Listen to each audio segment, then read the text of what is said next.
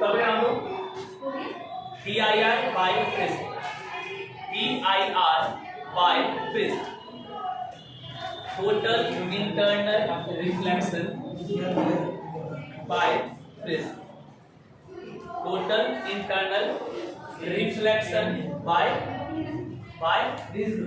अब एक बात समझो, अब प्रिज्म में TIR होगा, प्रिज्म में TIR होता है टोटल इंटरनल रिफ्लेक्शन। अब ये पता कैसे चलेगा कि टोटल इंटरनल रिफ्लेक्शन होगा या नहीं, इस बात को समझिए। जैसे आप पढ़े रेनबो फॉर्मेशन, आप पढ़े रेनबो फॉर्मेशन में TIR होता है। कोई रेनबो का जब फॉर्मेशन होता है तो लाइट अंदर जाता है तो यहाँ से बाहर निकलना चाहिए इसे, लेकिन बाहर नहीं निकलता, इधर से रिफ्लेक्ट हो जाता है इस पोजीशन से। और ईच रेन ड्रॉप जो है वो एक प्रिज्म की तरह काम करता है। हर एक रेन ड्रॉप कैसा काम करता है? प्रिज्म की तरह। ठीक है, तो यही आगे बात करेंगे कि प्रिज्म में TIR का क्या कंडीशन है, कैसे पता चलेगा प्रिज्म में TIR। बात समझिए, स्टार्ट करें इधर, अच्छे समझिएगा, क्वेश्चन आता है इसमें से ध्यान दीजिए। तो मान लीजिए कोई इंसिडेंट रे आया, ये क्या आपका इंसिडेंट, दिस इज योर क्या ड्रॉप किया नॉर्मल, ये क्या है नॉर्मल है ना, दिस इज योर किधर बैंड होगा, इधर बैंड होगा, अभी टुवर्ड्स नॉर्मल बैंड कर दिए क्या सर, और अंदर का। अच्छा, यहाँ फिर से नॉर्मल ड्रॉ करेंगे, यस सर, फिर another normal, yes sir, clear हुआ। आगे पास अब यहाँ पे ध्यान दीजिए, देखो इस सरफेस के लिए मान लेते हैं surface 1 and this is surface 2, इस सरफेस पे ध्यान देना, सरफेस 1 नहीं देखना, आपको सरफेस 2 देखना। सरफेस 2 के लिए देखो मैं बता TIR के लिए क्या कंडीशन, ये लाइट रे गया, डेंसर से किस में जाना चाहिए, बीच का क्या हो गया, ये एंगल क्या बना, एंगल आई। अगर एंगल आई ध्यान दीजिएगा क्रिटिकल एंगल के बराबर हो गया तो लाइट रे क्या होगा, सीधा ऐसे चला जाएगा, याद है आपको, एंगल आई अगर क्रिटिकल एंगल के बराबर आया तो लाइट रे 90 डिग्री पे निकल जाएगा, यस सर, यानी एंगल आर कितना हो जाएगा इस समय 90 डिग्री, जिसे हमने क्या कहा था, ग्रेजिंग इमर्जेंस। इसके पहले की बात करते हैं, अगर एंगल आई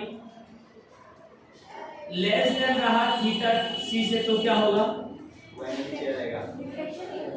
तो रिफ्रैक्शन होगा, ऐसा।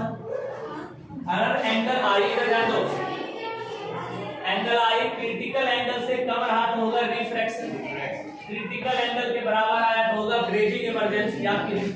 और अगर एंगल आई क्रिटिकल एंगल से ज्यादा रहा, याद करो ग्रेटर देन रहा थीटा सी से तो क्या हो जाएगा, ये 3 केस था, यस सर, ये सेम 3 केस आपको देखना है इधर प्रिज्म। सेम अगर एंगल आई क्रिटिकल एंगल से कम आया तो क्या होगा, रिफ्रैक्शन, तो क्या होगा, रिफ्रैक्शन, ध्यान दीजिएगा। अगर एंगल आई क्रिटिकल एंगल के बराबर आया तो क्या होगा, ग्रेजिंग इमर्जेंस, मींस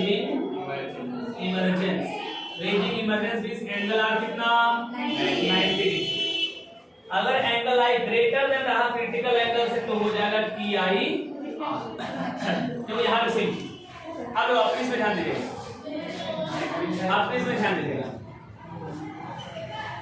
अब यहाँ पे ध्यान देना, ये तीनों केस को क्लियर है बढ़िया से, ये तीनों केस क्लियर है बढ़िया से। अब इधर देखो, यहाँ देखो, ये रहा, अब ये लेना आपको एंगल आई, सुनो ध्यान से, क्योंकि आपको TIR का होगा इस सरफेस से, जैसे इस सरफेस पे TIR हो रहा था तो ये क्या था, एंगल आई। यार मान लो ये क्या है, एंगल आई मान लेते हैं, कोई दिक्कत है मानने में, ठीक है। सुनो अब ये पॉइंट पे देखना होगा क्या, 3 पॉसिबिलिटी बनती है। पॉसिबिलिटी 1 चाहे तो रिफ्रैक्शन हो जाए, पॉसिबिलिटी 2 चाहे तो ग्रेजिंग इमर्जेंस हो जाए, पॉसिबिलिटी चाहे तो TIR, एक ही चीज हो सकता है ना, चाहे तो या फिर लाइन 90 डिग्री पे निकल जाएगा, एकदम सरफेस से टच होते हुए एकदम 90 डिग्री पे। देखो ये 90 डिग्री पे है, ये एंगल आप कितना हो गया यहाँ 90 डिग्री। या फिर आपका PIR हो जाएगा। ये तीन केस बनेगा। एग्री? इसमें यही तीन केस हो सकता है, आपके सामने है। ये कब होगा? जब ये एंगल I लेस देन होगा किससे? ये कब होगा? जब ये एंगल I इक्वल टू होगा क्रिटिकल एंगल। और ये कब होगा? जब ये एंगल I ग्रेटर देन होगा।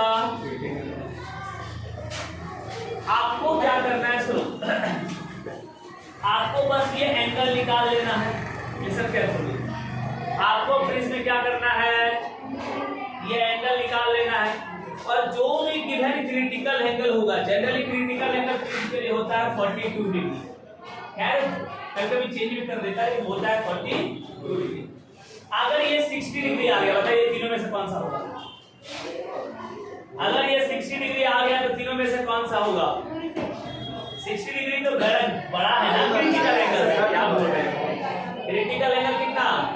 42 आ गया। कितना आपका 60 डिग्री क्या होगा? अगर आ गया 30 डिग्री तो वो वाला रिफ्रैक्शन। अगर आ गया 42 डिग्री तो समझ में आई? चलिए नोट डाउन कीजिए कंप्लीट।